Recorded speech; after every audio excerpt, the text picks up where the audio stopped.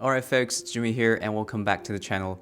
In today's video, we're going to continue the topic of the last video, which is to compare and contrast all the Leica summicron f2 lenses, including the voigtlander 35mm f2 ultron. Now the format of today's video is going to be a little bit different from my other lens review head-to-head videos, because we're going to include all these lenses and there are a lot of photos. So I've divided this video into 3 parts because I've shot these lenses in 3 drastically different scenarios so that you can get a better understanding of the rendering of each lens and also the resolution of each lens. Now, a lot of people, I believe, if you're deciding between one summicron versus the other, resolution might not be the only factor that you would consider, right? I bet you guys would be more interested in the rendering, especially the out of focus area characteristics of each lens. So you might want to pay attention to these aspects when you're viewing the photos. Okay, enough chit chat, let's get started.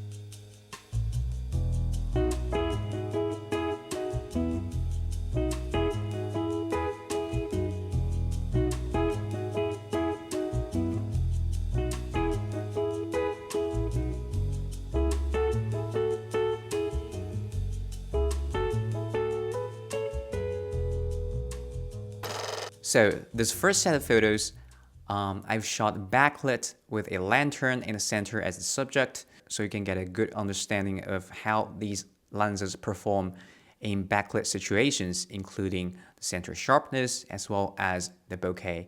So I have to put this forward. I made a mistake when doing this test. I forgot to take off the UV filter on the ASPH. That's why you see a lot of flare in this test. So that's lesson number 1. If you love flares, maybe just put a UV filter on it so any lens will behave like the 8th element.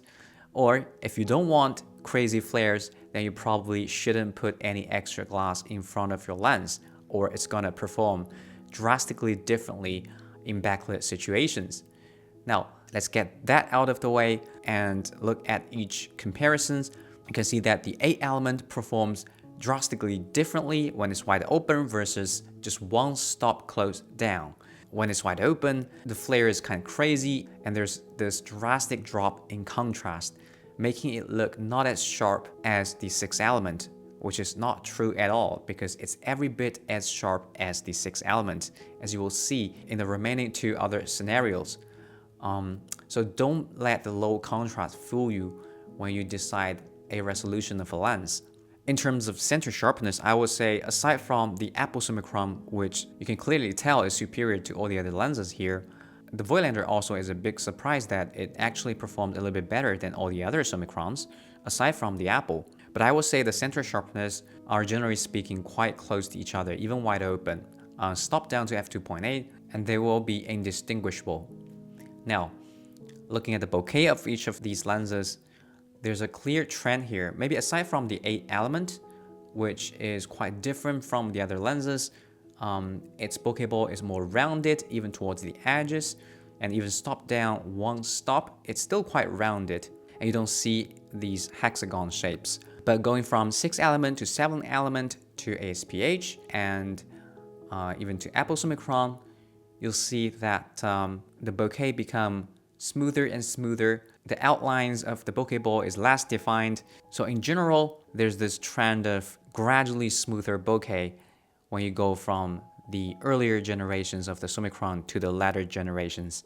But I believe there are some people out there who prefers the more classic rendering or this bubbly bokeh as shown in the 6 and 7 elements, as well as the Voigtlander.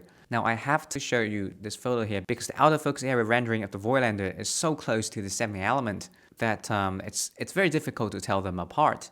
And yeah, so that is the first set of photos. Let's proceed to the next set.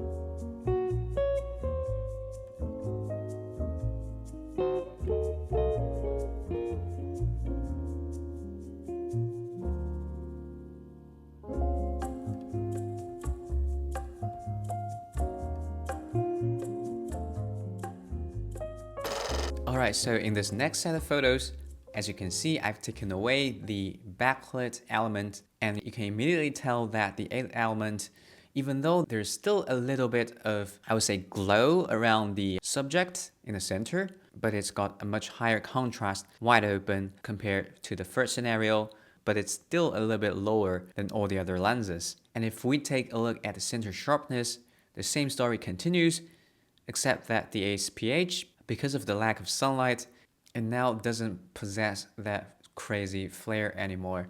So we can better tell the resolution of this lens in this scenario, even with the filter on. But overall, the same story continues. The center sharpness, aside from the Apple summicron, are quite similar, and also the bokeh of each lens still possesses the same quality as shown in the first set of photos, which means the 7th element and the voigtlander are still very, very close to each other. Now, you see this shift in color or in color temperature in these photos, and I've taken these photos maybe only a few seconds or a few minutes apart from each other, but still the position of the sun changes, the cloud comes in and goes away. So it's just something I can't really control in these types of tests. So when viewing these photos, you might just want to ignore the changes in color because in the next set of photos, we're in a much more controlled environment because I used a 5000K light source, so you can better tell the difference in color. So yeah, let's proceed to the next set of photos.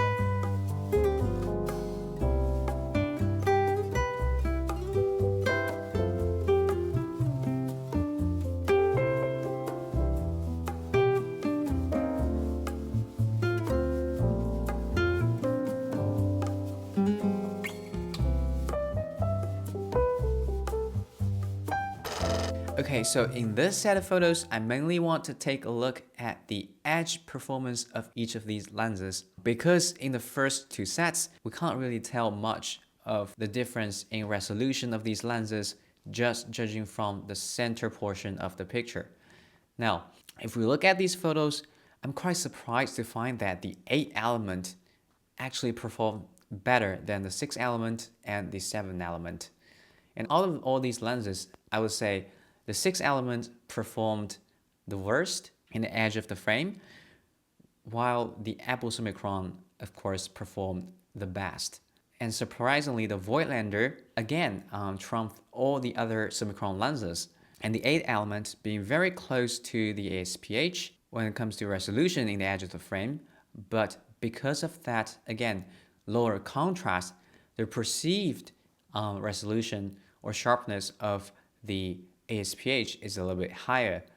So yeah, I think Leica had a really successful design with the 8th element, as you can tell from these pictures, because in general, when Leica put aspherical lens elements into the lens, they mainly want to improve the edge performance of a lens. But in this case here, the 8th element is already very, very good.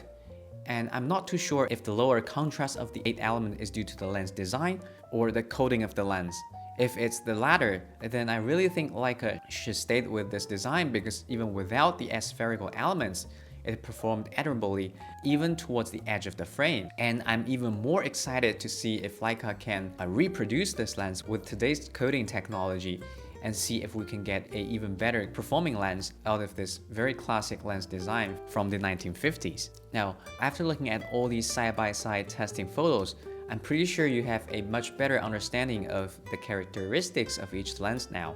And now we can tell why the 8 element is highly praised for its performance when shooting in black and white, because the lower contrast might give you a better tonal gradation in the gray areas. And also why the 7 element is so popular, because compared to the 6 element and the 8 element, it has a much elevated contrast, hence the better performance in color film and on digital sensors. And in my opinion, the Voigtlander, with its much more modern optical design, is sort of a happy marriage of the 7 element and the ASPH, in the sense that it's got this classic out of focus rendering with its bubbly bokeh, but also it's got the performance of the ASPH, and even a little bit better. The Apple summicron is, as expected, the king of the bunch. I'm not sure how Leica did it, but it's got the highest contrast, the highest resolution where you want it to be, but it's got this very smooth and very low contrast out of focus area rendering. So I believe that's what it gives it that 3D pop that people often mention. And it's truly a very magical lens. So yeah, I think each of these lenses has its own strengths and weaknesses, and you should really pick these lenses not just from the resolution alone, but also the characteristics of each of these lenses. For me, I would probably go for the Leica 7 element for my M11, or this black paint Voigtlander here for my black paint Leica M bodies. What about you?